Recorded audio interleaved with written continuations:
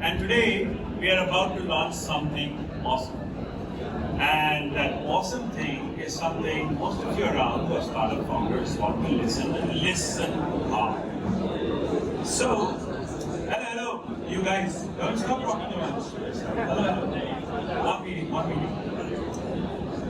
So I have these 5 people sitting next to me. They've been co-conspirators in building something which startup ecosystems need.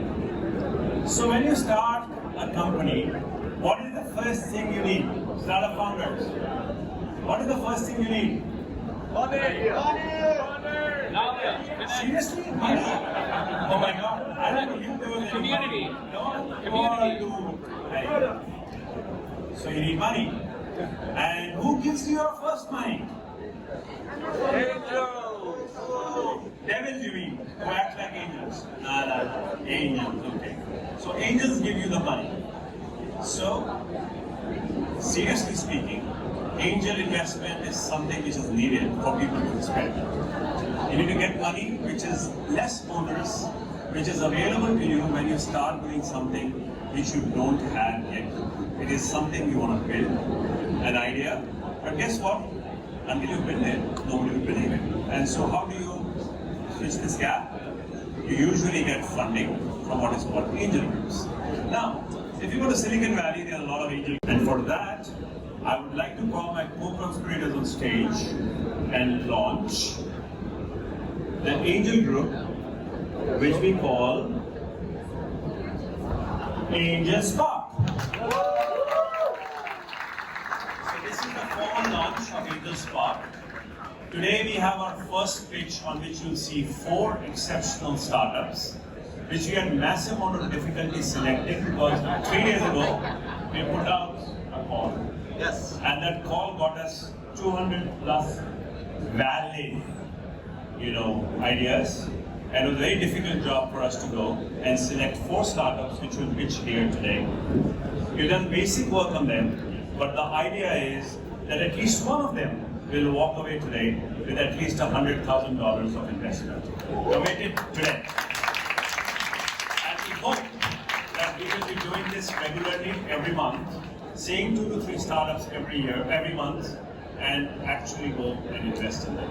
The idea is to encourage, the idea is to invest them when they want and need that investment and bring together the expertise of everybody around here.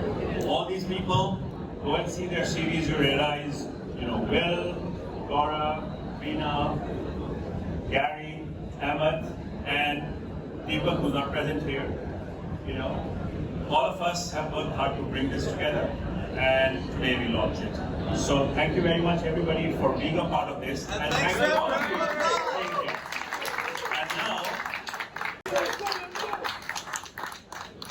hello, testing. Hi, everyone.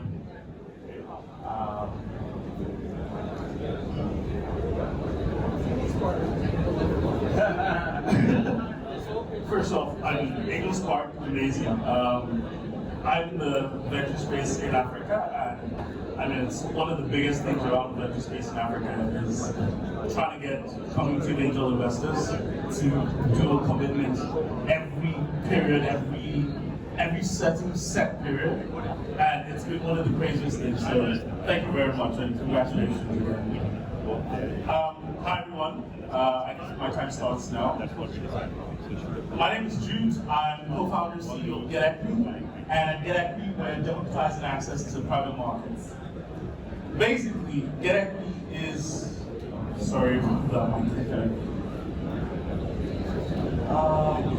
Basically, GetEquity is a marketplace for investments, and in this particular instance, we basically created a marketplace for verified investments from accredited investment providers to accredited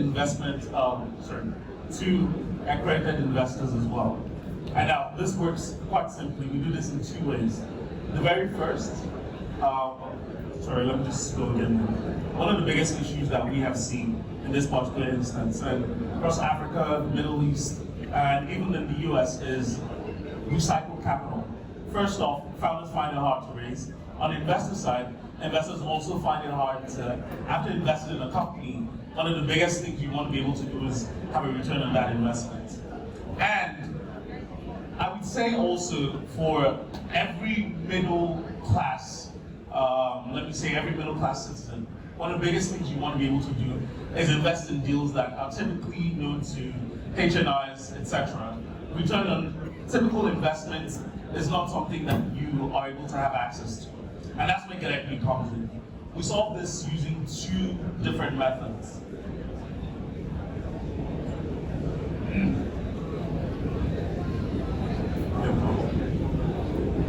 Sorry, just some technical issues here. Are you going to bring the clicker back? I mean, I can just keep going. Freestyle. Okay, so Get Equity solves this with two different products. And the very first is the Get Equity Exchange. Now, what the exchange is we're basically, like I said, a marketplace. And in this particular instance, it's a marketplace, willing buyer, willing seller marketplace. So let's call it an exchange, right? Of different investment products, from private equity to bonds to fixed income, etc., where anyone, any accredited investors or sophisticated investor can go on the platform and pretty much see different investment deals from verified investment providers like funds, angel communities, etc. And you're able to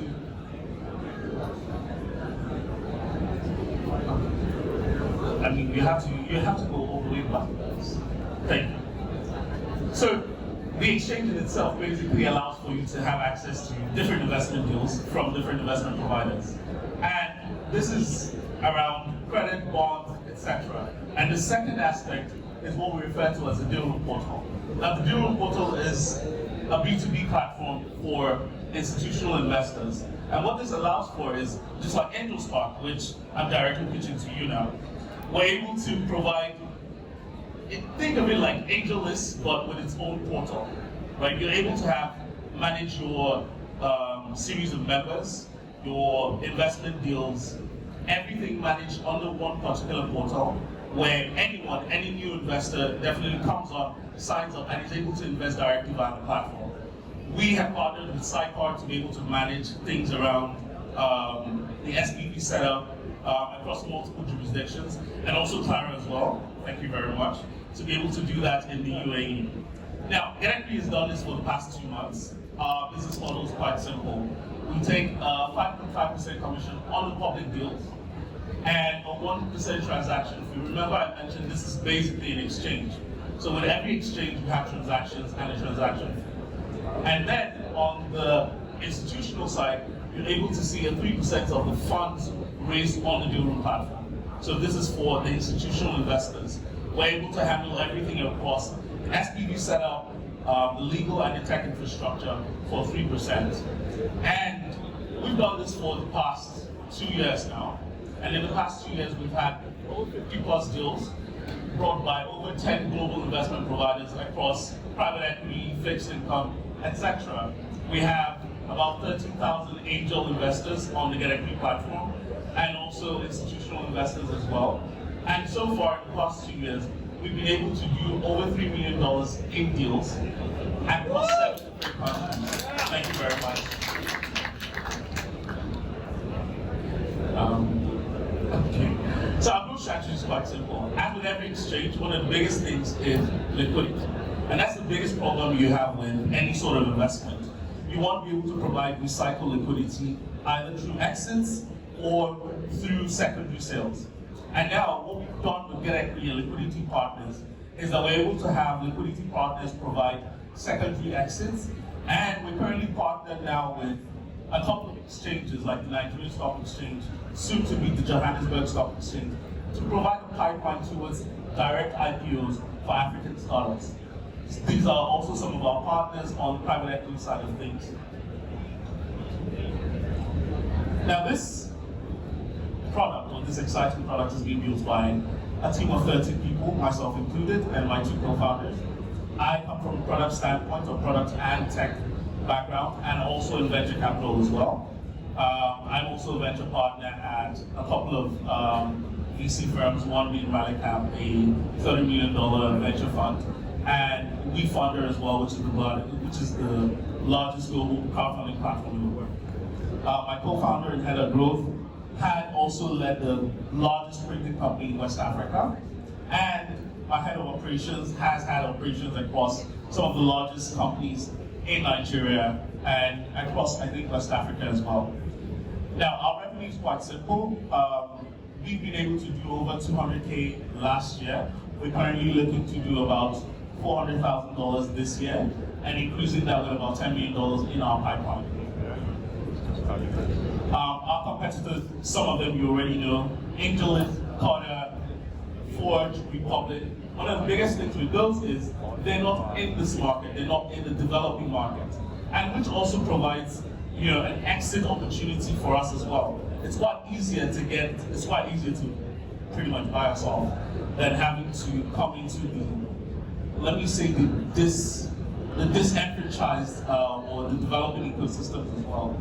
Now, NFB is currently raising $1 million. We've raised over 500 previously, and we're looking to raise anywhere between $1 million and $1.5 million to be able to scale into the Middle East region and North Africa, and also complete regulation across the current markets that we're settled in, which is Dubai, Kenya, Nigeria, etc.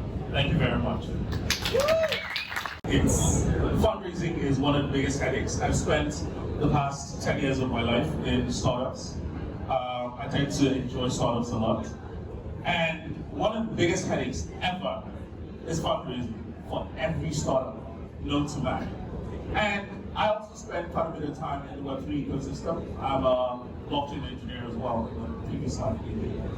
Now, one of the things that we have seen from the crypto economy is it started out being community funded right before VCs wouldn't touch it with a 10-foot pole, and then grew in itself into what is now an almost $1 trillion economy. And if you notice, there are a couple of factors that made that happen. One was recycled liquidity. It's the fact that early investors were able to basically sell through secondaries to new investors coming in no longer. And the reason that was able to happen was crypto in itself is liquid. And so why I started this was, what if we could create liquidity in venture capital? And along that line, we started to see that there's quite a bit, especially in the African market, that needs to be sorted out and that needs to be solved. The very first thing needs to be recycle liquidity, then the second, exits across Africa. Hello. Hi. Great presentation. What do you think is more unique to your business? You mentioned being in the markets that you're in. Is it going to be the captive deals or the captive investors? What's going to have a greater value and why? I think majorly it's going to be, basically it's a chicken and egg problem, right? But I think it's going to first start with the deals in themselves. Now, one of the biggest things in Africa, I mean, you hear the Africa Rising, etc., all of that. One of the biggest things with that is the African diaspora itself is looking back to invest in the continent. But we're looking for verified deals, and not just Africa alone. We're talking North Africa, the Middle East, we're talking Europe as well. And one of the biggest issues with investing in markets like this is, first you need to be able to validate that investment, and then secondly, you also need that recycled capital to come out of that country. The beauty of, let's say, the US, for example, is the US has a deep moat to always return investments. In Africa, it might not be, because majorly, I mean, it even takes 7 to 10 years for the average US company. But the average African company might be a lot longer, which, I mean, the average fund in itself is about 10 years. So what needs to happen in that period? Something needs to happen to provide that recycled liquidity, and that's where we come in. Okay, great. I'm going to ask 2 questions. Sorry. No. The first one is, you talked about kind of this current and more difficult market in Africa, and this space in particular, one of its biggest challenges are regulations. Exactly. Right? Different regulations, different regulators, different rules, compliance, all of that. So how are you going to address that? So, in the very first instance, we started this across Africa in Nigeria and Kenya. first with liaising with regulators themselves. Now, we're starting from from a more developing market, which means a lot of these regulations do not exist. But then that's also what makes it a good minefield, or basically, that's what makes it a good field, right? It's the fact that you can work with regulators to draft regulation in this aspect. And it's also one of the reasons why, for more global standard regulation, I think Dubai and Qatar are probably the best countries I've seen on venture regulation across the world. So from a regulation standpoint, one of the things that we're doing, even with regulators that already exist, I think some of them from my home country and also around here, is to be able to take regulation that currently exists in developed markets and basically model that into the markets like Africa and some parts of Europe as well. Now, it's something that we've started, it's something that we're currently doing. We're seeing this happen in Nigeria, it's happening in Ghana right now, it's happening in Kenya. And we've driven this for the past 2 years, we've driven this across these 3 countries and hope to expand that even further. And just the second one is, whenever you have a platform like this, it's always a bit of a chicken and egg, getting enough startups on there, getting enough investors on there to get that. So how are you going to address that challenge? So, the biggest thing with the chicken and egg problem, in my opinion, is you solve both at the same time, but you focus on one a lot more. Now, for us, what we started was from the institutional side, and again, this is why we have 2 different products. Now, from the institutional side, it helps you solve 2 problems. It brings in the investors, so it brings in the, let me call it the demand. Now, once you're able to have a lot of the demand, it means that in a demand market, it means that supply has to match up to that. And from the supply market, which is, Africa in general, there's a lot of startups. There's a lot of people who are in very early stages. You're talking new markets and all of that. But one of the biggest problems that we've seen from an investor standpoint is the fact that if you're looking at African diaspora and you're looking at the Middle East, is literally the fact that supply or demand wants to be able to establish verified deals. For example, let's say you want to invest in a credit startup in Zambia. A credit startup in Zambia, you might not understand the credit market in Zambia, etc. But this is where platforms like this now come into play, in the sense that we've helped go through the first maybe 1 or 2, what will I call it now, maybe 1 or 2 due diligence on your behalf, and then you can then understand that from a more global market. Let me throw out one fact.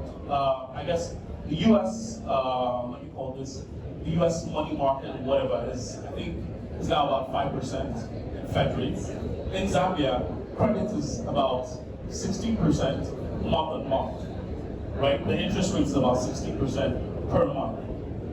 Now, when you factor that in with the exchange rate, that gives you way over 30% on a medium risk level. But the thing is, the only type of companies who are able to have access to investing in these different companies on a global scale are the much global high-end asset managers, who typically, from an investment threshold, would be maybe about 100K, 150K, or $1 million. Now, with the Get Equity platform, it's saying, because we provided this market of investment providers across the world, you're able to sit down in one place and have have access to all these different deals, verified by the local stock exchange regulators as well. Thanks so much for that. Just a last question from my side. I invested in Outcrowd and Crowdcube, Seeders, all these familiar platforms. You read right here. Neon is doing one in KSA. There are several of these out there. And in your revenue building model, it's a deal comes in, and depending on that deal, you're making revenue. Are you exploring other stable licensing, recurring revenue models as well? Because to scale your business just on the deal flow coming in, that qualifies to go onto your platform, not only for you, but for your investors. Forget the chicken and egg, everything else, just in isolation. What are the other recurring revenues that you're perhaps building to differentiate yourself and stabilize your scale and growth? Now, this is the entire B2B platform, which is a SaaS platform, right? SaaS in itself is recurring revenue over and over and over. And in this particular instance, we're not just focused around venture capital, we're focused around all parts of private capital. Now, we currently have I think, about 3 of the largest asset managers in Nigeria. And we currently have one Egyptian bonds provider, currently looking at as well from an angel standpoint, about 3 to 5 angel investment platforms in the country. So from a SaaS platform, I mean, from a recurring revenue platform, a SaaS product solves this, and this is why we do this on both ends. The public marketplace, which is the crowd model, etc., and the sort of private, more angel-listed and dual portal type of platform, which handles the more recurring revenue and recurring sub-instance. Sorry, that's time, but we have to clarify for the interest of everyone here. You're raising $1 million, but what's the valuation you're raising at? We're raising $1 million at anywhere between 8 and 10. We currently have about 20% hard commitments, and we currently have about another 30% for soft commitments as well. And the structure of the investment? It's the same right now. And it's capped, obviously, at that 8 to 10, 20% discount, anything else? Not discounted, but capped at 8 to 10. Thank you. Thank you very much. Thank you.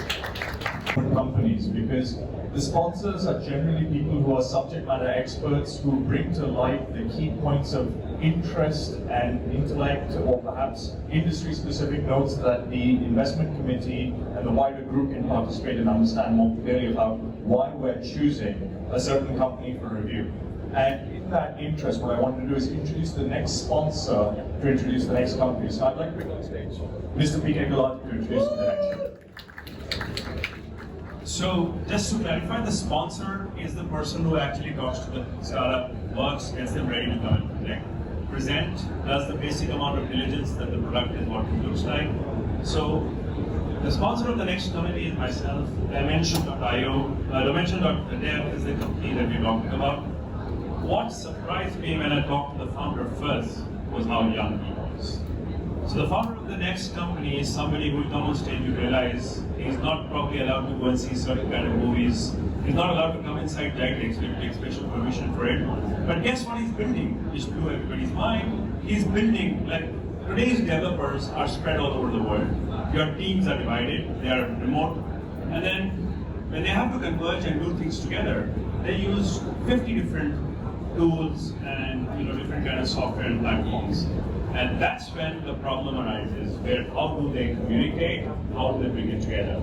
And he is delightfully solving it. That was one reason why I thought I should sponsor him. So I'll ask Tejas to come on stage to present dimension.dev. Either he's 17 years old, studies in a school in Dubai.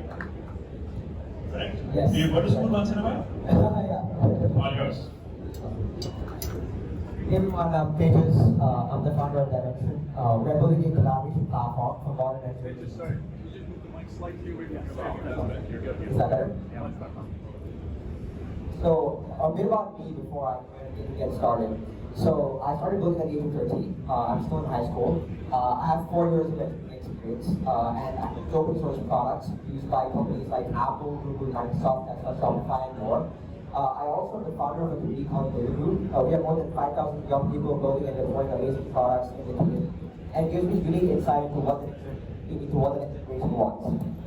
I also previously have worked at multiple engineering teams, including the teams at Lambda Test, Max Street Dev, and 2Desktop. So engineering teams, I noticed through my work experience, use to build and deploy software. And so we use Slack for communication, Vercel for deployment, Railway for deploying our backends, Figma for design, CI/CD tools, project management tools, and the list goes on. Thank you. So, because we use so many different tools, this creates a massive developer experience gap. We're constantly switching between all these different tools to find the context and information we need to build and deploy products. And so this basically creates painfully disconnected workflows, a poor developer experience, and makes collaboration more challenging between all these different tools. Dimension solves this problem by unifying the tools modern teams use into a single platform to make them faster and more productive. So let's take a really common engineering workflow. Dimension makes it so much faster. So without Dimension, this workflow, which happens multiple times an hour, takes 3 tools, 168 seconds, and a lot of thinking. With Dimension, it takes one tool, 14 seconds, and zero thinking. And so as we saw how engineers use Dimension, we noticed that it takes 14x less admin to build products with Dimension. Developers are 300% more productive, and adopting Dimension as a platform for collaboration is zero migration. You just connect your existing tools and start building. And so, in a nutshell, building on Dimension means less administration and more actual building of products. And we do this by unifying all the tools a modern team uses, like Vercel, Netlify, GitHub, etc., into our really powerful AI-accelerated collaboration workspace. Let's explore what components are part of Dimension. So you can see over here, it all starts with communication. How do teams collaborate? It all starts with communication through chat. And so we have everything a modern team needs, like group channels, DMs, as well as some really powerful features, like slash commands, through which teams can just use /meet and start a Google meeting, /Zoom to start a Zoom meeting. And we also have a really powerful feature called resource pinning. Let's say you're having a conversation with your engineers. You typically throw out a bunch of links to documentation, deployments, tasks, code, etc. And so what happens is when you jump back into that conversation 2 days later, you have to scroll through the entire conversation to understand the context, links, and everything else shared. Dimension makes sure that you're instantly in sync when you jump back into a conversation by automatically pinning all your links that are relevant to your product on your sidebar so you can access them instantly. The next part of Dimension, which is fundamental to our go-to-market strategy, is issue tracking. A really big problem we realized when we spoke to engineering teams was that it's challenging to expect a massive team to adopt every single component Dimension has to offer instantly. And so we needed a wedge, and that's our issue tracking with end-to-end GitHub sync. We spoke to some of the largest open source projects in the world, and a really big problem they're facing is that they don't find GitHub issues to be a sufficient enough way to track their problems, right? And so essentially with Dimension, we built an end-to-end sync system with GitHub so that you can track your issues more effectively and also have that end-to-end sync that open source and commercial open source companies require, right? And finally, deployments and code, the two fundamental parts of collaboration, right? You can just connect your code base directly from GitHub into Dimension, and then you can view, manage, and collaborate on it directly from our platform. You can also deploy to any platform, be it Vercel, Netlify, AWS, or any other tool you're using from Dimension with one single click once you connect your code base into our platform. And it's all powered by and accelerated by AI. Imagine if you could track your project management tool based on your conversations, right? Let's say, for example, you're discussing a bug that has to be fixed in your messages, right? So you go ahead and paste in saying, hey, this is not working out, or this doesn't look good, right? So Dimension is able to automatically, based on your chat messages, recommend actions to basically execute based on that, right?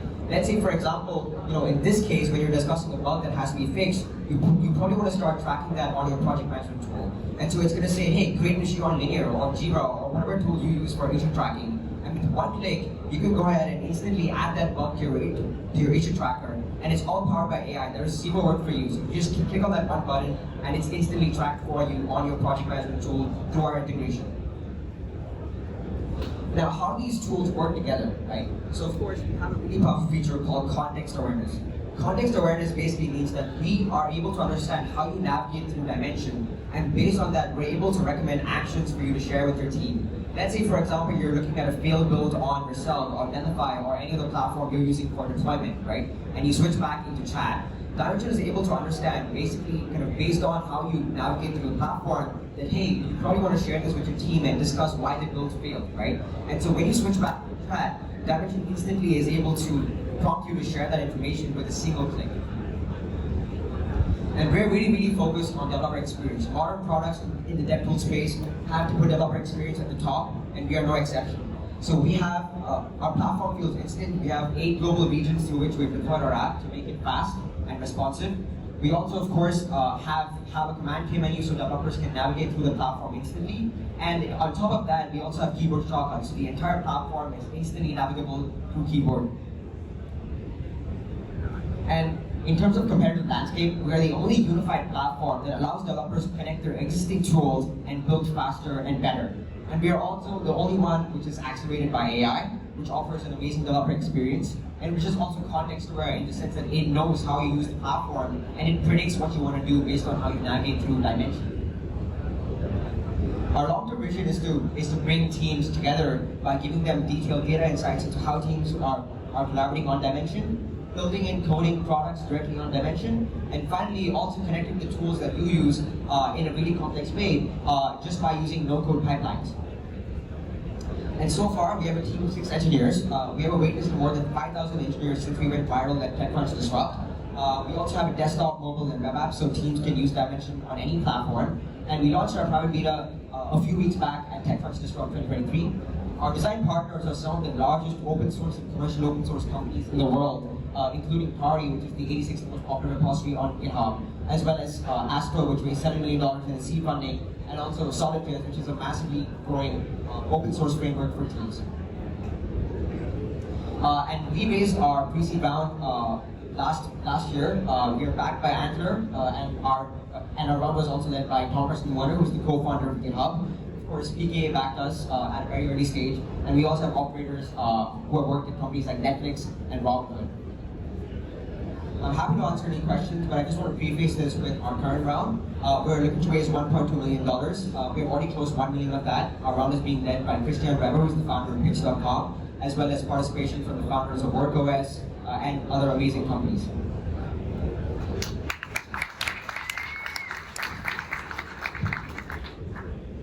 Hi, Matt.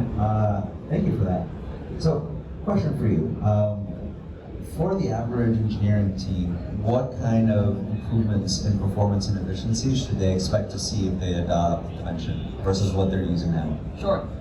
So as I mentioned previously, we expect engineering teams to be 3x more productive when building a Dimension. And so, for example, you can just think about what if my project management tool was tracked based on the conversations I had with my team, not me having the context switch over there, look for the issue and mark it as done, right? And so there are a lot of really, really powerful workflows, not just for project management, but also for remote work, scheduling calls and stuff like that are just built in to and integrated with Dimension. And so those workflows, when combined, make developers faster and more productive, in addition to the fact that everything that a modern engineering team needs is in one platform, which is Dimension, not 10 different platforms that they use today. Just thanks for that. My question was around the competition that we have right now.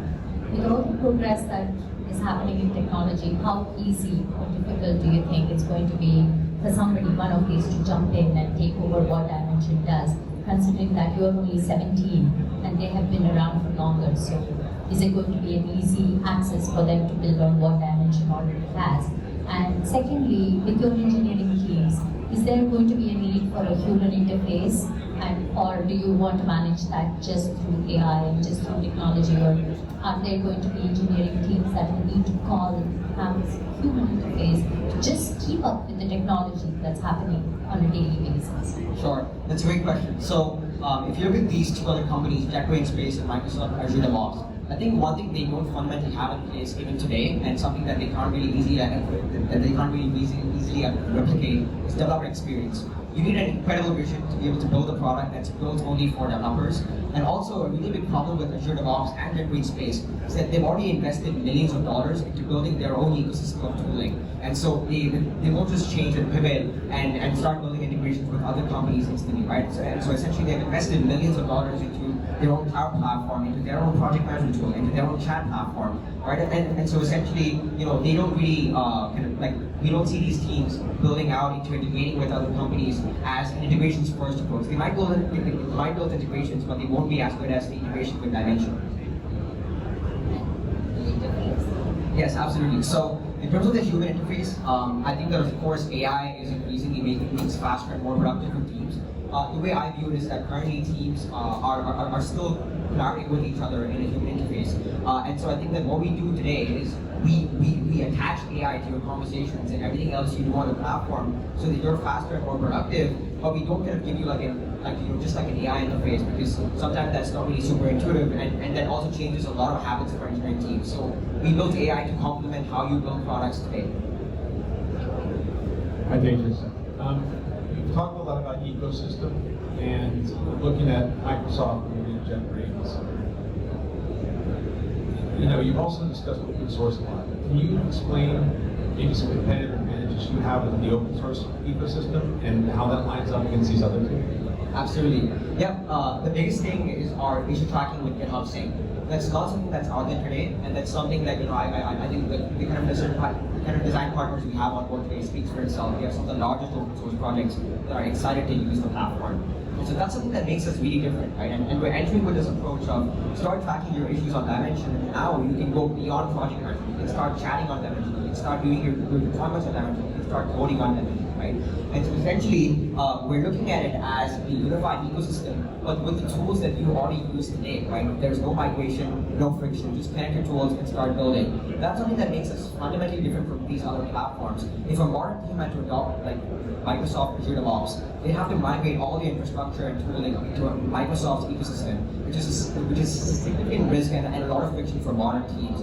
We make it super easy by just authorizing permissions for Dimension to access the tools that we use today, and then we give you that same level of unified experience, if not better, with our platform. And our approach with open source is unique because there are amazing network effects we can leverage in the open source community that will bring thousands of millions of engineers into Dimension.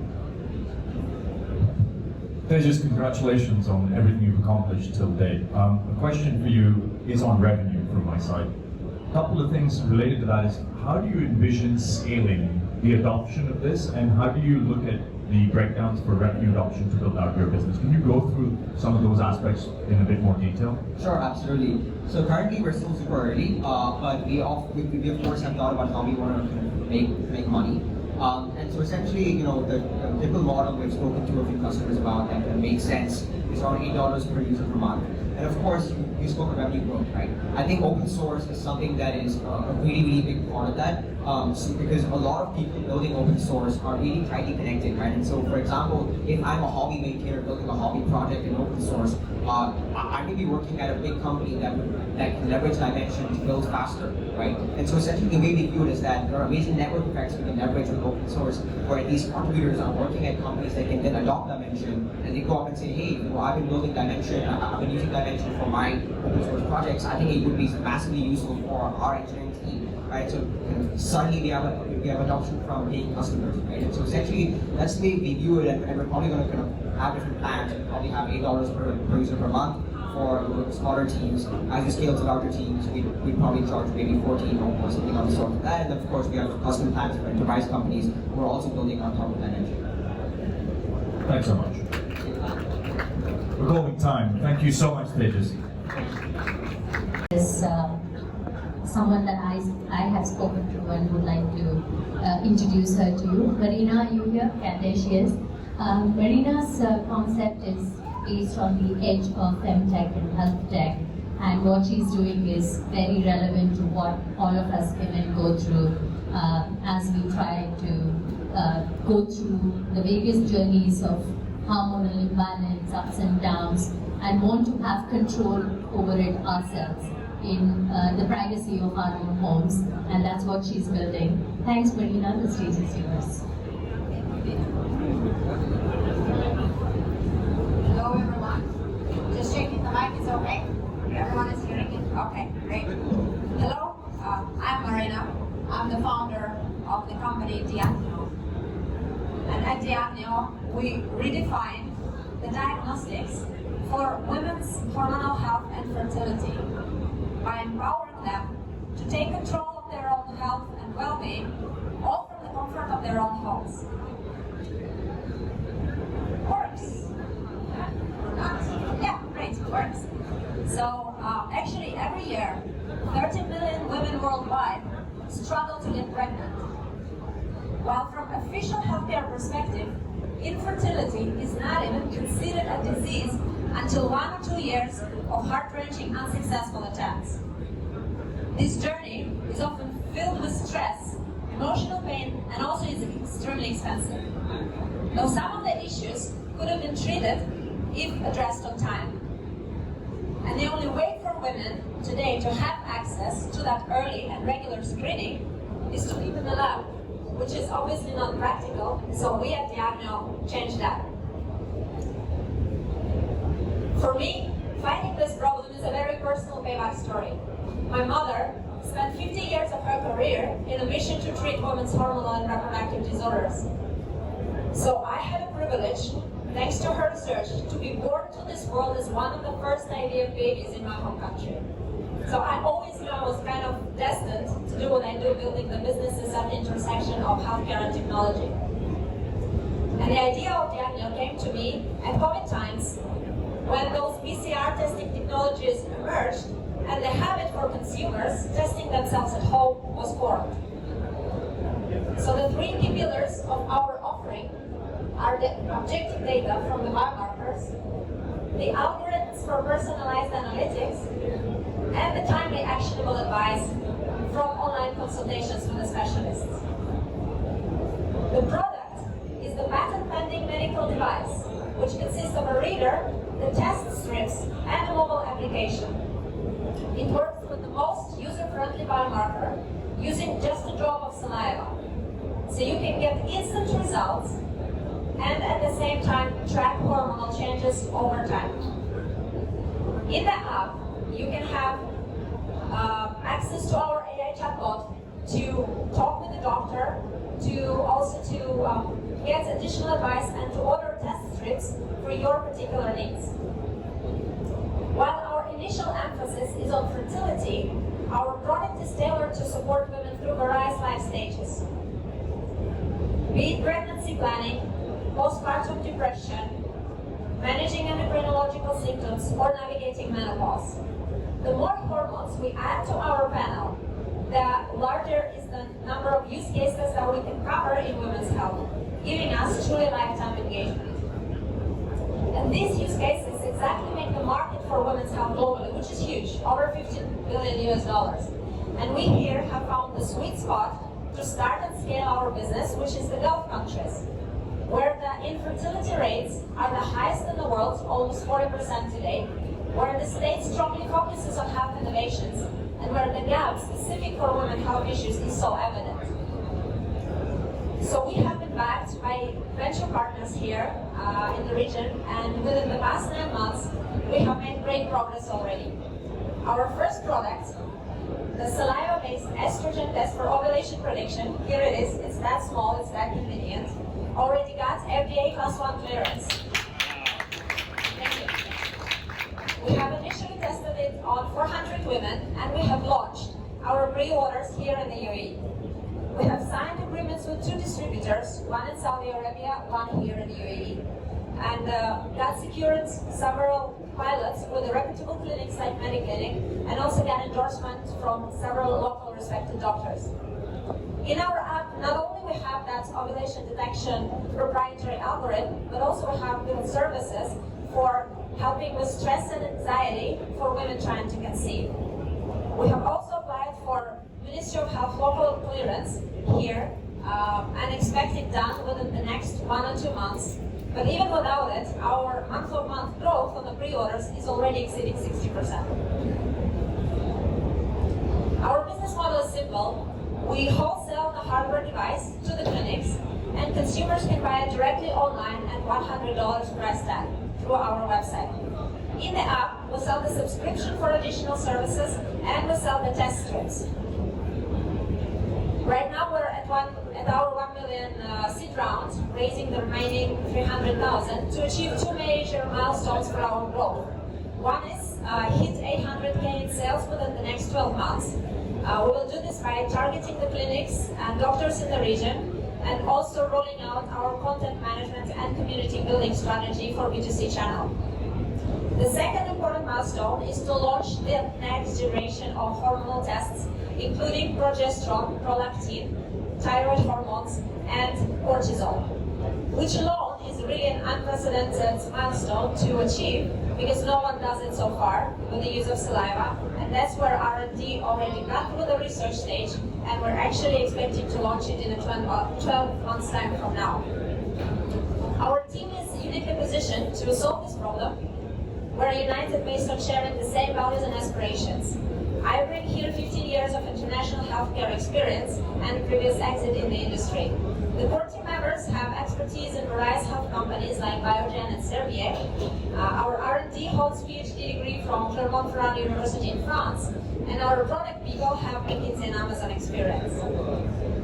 So our product is ready. Our path to market is clear. We're now looking for like-minded partners who share our goals, who share our mission, to help women realize their desired family size. Thank you so much.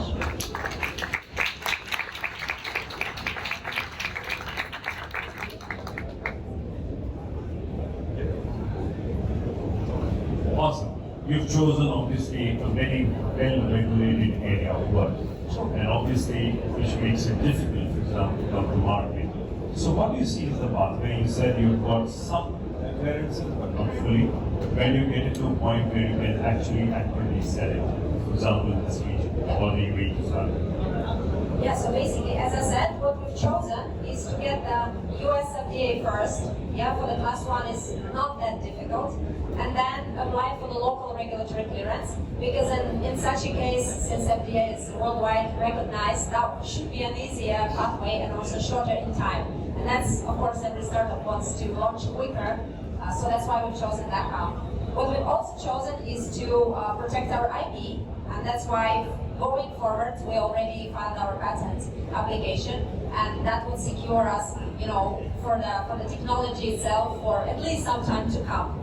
So basically, then our goal is to enlarge the number of indications, with the new hormones, and also enlarge the number of territories, which again, the FDA in the beginning would be instrumental to achieve. Thank you, Marina. This is a point of information for the committee and for everyone here. What's the valuation at which you're raising $1 million? We're raising at 6 million.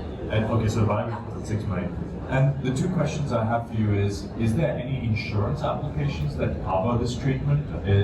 It's covered by insurance for this at any place, or? Right now, not really, not in this region. I mean, globally, if we talk about US markets, this is a big insurance business, and that's what's, obviously we would like it to be as well here. But nowadays, the women's health insurance is almost non-existent. So what we're actually looking forward to do is to pioneer that segment as well, because there are appearing new insurtech companies here, like Wellexi and some others, who are willing to excel at this. And then together with them, we're actually would be liking and will have plans to provide as a part of insurance. But right now, it is out of pocket. And as the last question, the focus is on the women's segment. What about the male segment as well? Is there any plans of that as well? I would say currently our focus is indeed on women, and there's a lot to do. As I said, fertility is we're just scratching the surface, and then there are so many indications which have been historically overlooked. So I think that we stay focused on women's health for at least 3 to 5 years, and then we'll see. Because potentially, the hormones like cortisol, they're universal, yeah. Correct. But we'll stay focused for the years to come on women's health. Thank you so much. I know you have to run soon, but quick one for you. Can you tell us a little bit more about the device itself? So how do you guys engineer it? What's the supply chain of actually getting it to the customer? Tell us how you guys have gotten that to market. Sure. So basically, we have an R&D person on the team who's working on a test strips, if you want, all the chemical side of it. And then the engineering, I have experience more than 10 years on medical devices specifically, so I know how to get done those things. And then used to have pretty good network across the manufacturers. So the current device we manufacture in South Korea, which is quite famous for having good factories and ISO GMP certified. And yeah, that's basically how we do it. Thanks, Marina. What's the error margin that you built into the whole product? How many times do women have to test themselves to make sure that it's correct? Or is there any error margin at all? Yeah, for sure. Within the clinical study that we've done, we have 95% accuracy towards the urine test, which is a gold standard in fertility testing. So of course there is a margin of error, for sure. But most important thing is that when you have the solution for at-home testing, you can do not the discrete one-time thing, but you can actually do it several times and build a trend. And that's what's missing right now there in the offering that's present on the market. And my last question is, are you diagnostic or are you just informative? In the sense that when somebody tests, does your app tell them what they need to do, or do you just give them the information on the app? Yeah, I would be very cautious here, and I would say that our device is a diagnostic, but our mobile application serves informational purposes, and if any need for diagnosis made by physician, we would transfer that to the doctors. Thank you. Very good. Thank you. Thank you so much. Thank you, everyone. you have to really account for some other factor. And to us, technological development that isn't backed by this qualitative aspect only leads to form shallow development and it ultimately to dead ends. So for us, our USP is the ability to collaborate and implement these technical dynamics in harmony. So we look at the legal documentation to help create market standards that allows for the transfer and flow of the assets. We work with the regulators to create a stable environment for the products to exist. And we focus on the home market because if a domestic bank's home market isn't well developed, when they extend beyond it, they carry those dynamics with them. So we bring this together under collaboration, and then we overlay a trading platform on top of that. That to us is the right way of doing it. And so let's look at some examples. In the legal side of things, we work with IIFM in Bahrain, where we look to create standardized documentation of the money market products. We've already done that with conventional banks. In terms of regulation, we work with the sandboxes, so we can extend it to GCC. And in the home environment in Dubai, we're part of the Innovation Hub. We work with the Banking Federation, and we work with the fintech area at the central banks. We like to have an open holistic view. So this market size is 144 billion, where we focus on market participants and the revenue that they generate. We're capturing the $33 billion market of trading platforms and financial data. Where we capture the revenue is three ways. Membership fee for joining the platform, trading fee per user per trade, and trade data per market and per products. And so where we currently are is we're launching in Bahrain and the UAE, after which, via the regulatory sandboxes, we can expand into the GCC and expand the product base. And then once we create a nice, deep and liquid tradable market, we can then encourage the US and the European clients to come forward this way. And over the next coming days, weeks and months, we look forward to sharing our milestones with you across the GCC. So my name's Steve Griffiths. We're Absolute Collateral, a MENA capital markets platform that extends beyond traditional fintech. Thank you.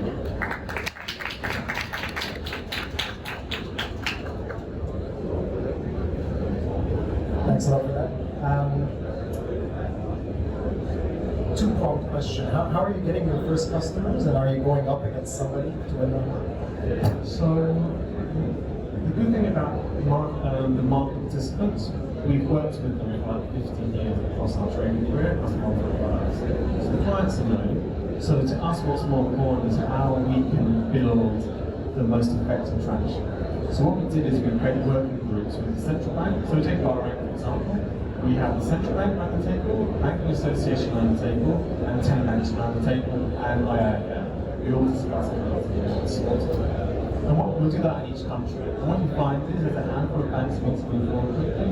So then we look to see what's the best message for Bahrain, what's the best message for the UAE. This is why these articles are important. If we're launching in Bahrain, we can pick any bank, but we're going to Bahrain. People are going to ask us about this trade for the rest of our careers. It has to be kind of bank A because you're the biggest. And so this is the message. It shows a message to the world that Bahrain is ready to start trading. It reflects the bank as well.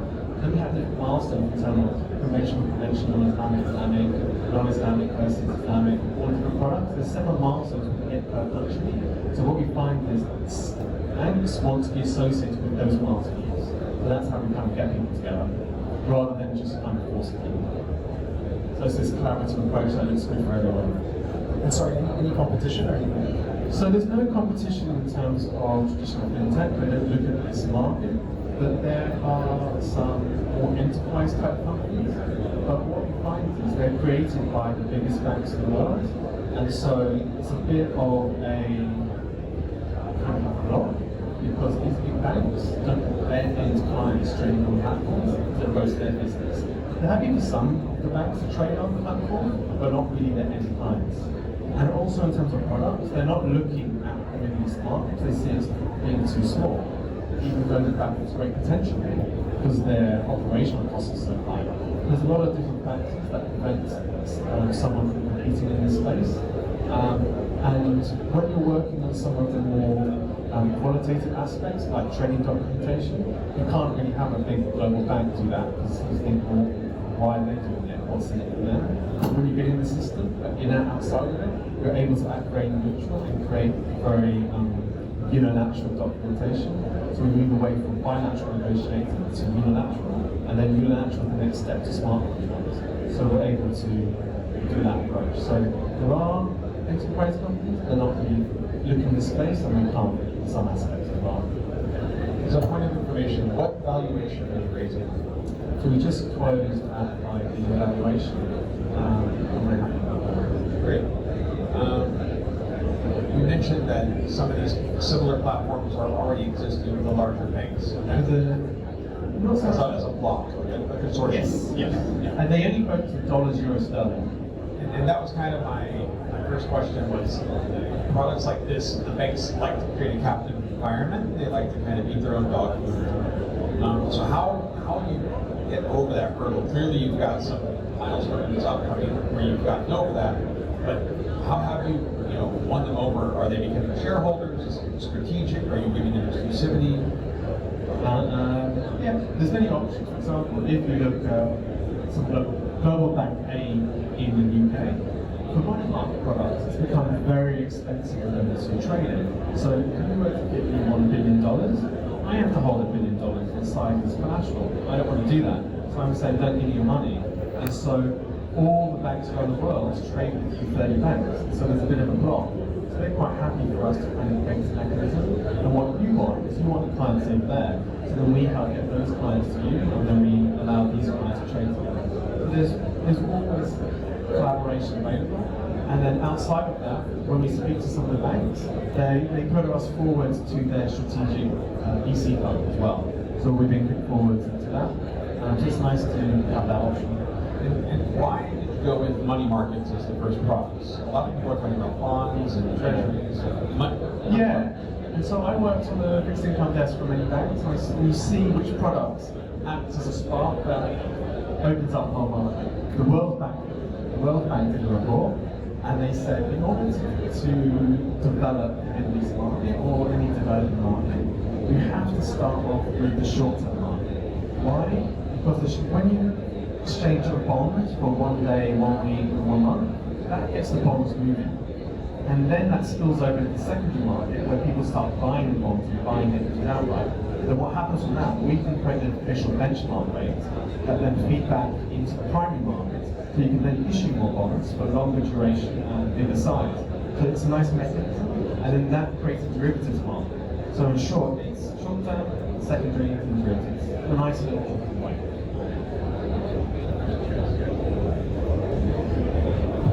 Sorry, one last question from my side is time to onboarding. You start a conversation with a large institution. How long does it take for them to adopt? So we managed to find a bit of a threshold. So if we had a platform that had full STP, that takes 6 months to 2 years. I did that with another platform. So we haven't gone down that route. No one wants STP, as in like people do, but it's not the main thing they want. The main thing they want is access to new money. New counterparties. That's what they want, so we provide that. So we're a standalone platform, just cloud-based, not connected to anything internally with the system, because they like the fact that we have a low-risk platform that can onboard us very easily. I have a call with 20 stakeholders just on Monday, all asking me the question. And so we said, your trade flow, your internal flow doesn't change, we're adjunct to that. And the benefit of that is we're able to shine light on the market that just exists on the phone. There's an added benefit there. And then you have our legal document that increases the opportunity to trade with people. If I want to create a document with you, 6 months to 2 years. When everyone's working on a document in an actual one, you can sign up with me and you can get access to everyone. Subject to your own KYC, and we eliminate the documentation issue. So the onboarding can be very quick. It can be much quicker than what it usually is for a fully integrated trading platform system. Okay, thank you very much. Thank you. We had north of 200 applications that came in over the past week. We've had an opportunity to review a bunch of them, and you guys all absolutely killed it. Founders, if you're here, I'm blinded by the lights, but do make your way up here as well, please. If I could grab you, if you have to run. All right, 1, 2, 3. Marina is actually doing a radio interview right now, which is true founder back-to-back hustle, which we really, really appreciate. All right, guys. Look, we made a commitment to make at least one investment today. However, we were incredibly impressed by the one founder that's doing a radio interview today. So we will be bringing her back to pitch with us for the next cycle. However, Davis, I'd like to congratulate you for winning the very first Spark. Guys, you were absolutely fantastic. Thank you so much for making it. We'd love to hang out a little bit later today. Everyone, thank you so much for coming. If you'd like to learn more about any